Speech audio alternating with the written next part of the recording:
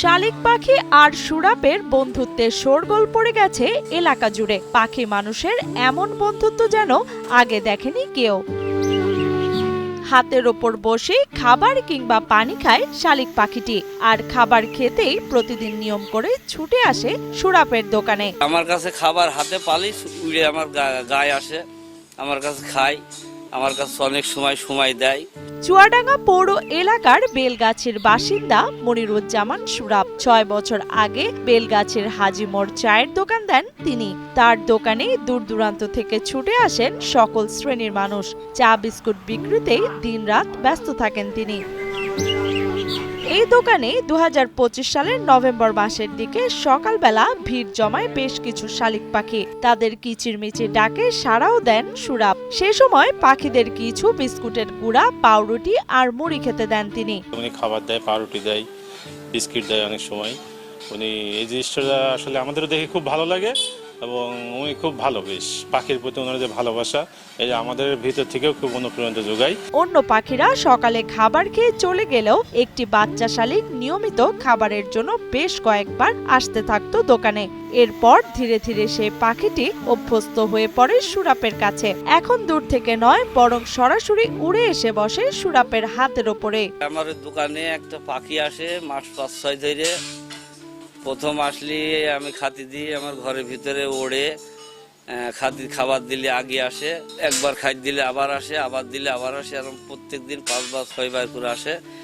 তা আস্তে আস্তে দেখি ওর অভ্যাস হয়ে গেল। অভ্যাস হয়ে গেলে আমিও কন্টিনিউ ওর খাতি দিতে লাগলাম। ছোটবেলাতে একটা পাখি আসতো ৬ মাস ধরে, এত বাচ্চাবেলায় এসে এখানে খাওয়া দাওয়া করতো সুরাপের দোকানে এসে।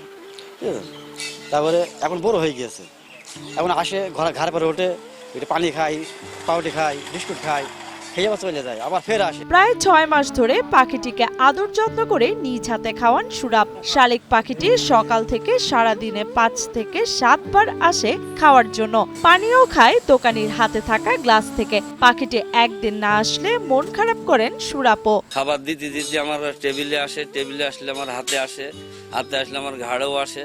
যারা কাস্টমার আছে অনেকেই সব দেখে, এরাও খাতি দেয়, এদের কাছেও খায়, কিন্তু এদের হাতে যায় না, দূরের থেকে খাবারটা খায়। না আসলেও আমারও একটু মনের দিক দিয়ে একটু খারাপ লাগে যে আজকে কোথায় গেল, আসলো না, খাইলো না। তা আমি এইভাবে ৫-৬ মাস ধরে পাখিটা পালা মতোই পালছে আর কি। এদিকে এই বিরল দৃশ্য দেখতে দোকানে ভিড় করেন সব বয়সের মানুষ। পাখি আর সুরাপের এমন বন্ধুত্বে অবাক সবাই। প্রতিনিয়তই তার কাছে এসে খাবার খেয়ে যায়। তো বিষয়টা আসলে একটু ইন্টারেস্টিং। এটা হচ্ছে পোষা পাখি না, এটা বন্য পাখি, যার নাম হচ্ছে ভাত শালিক, কমন ময়না। এই দোকানে দীর্ঘদিন ধরে আমরা দেখছি, আমরা কাস্টমার হিসাবে দেখছি যে তার হাতে এসে বসে খাবার খায় একটা শালিক পাখি। আমরা নিজেরাই হতভম্ব হয়ে গেছি যে এটা কি সম্ভব, আদৌ কি সম্ভব।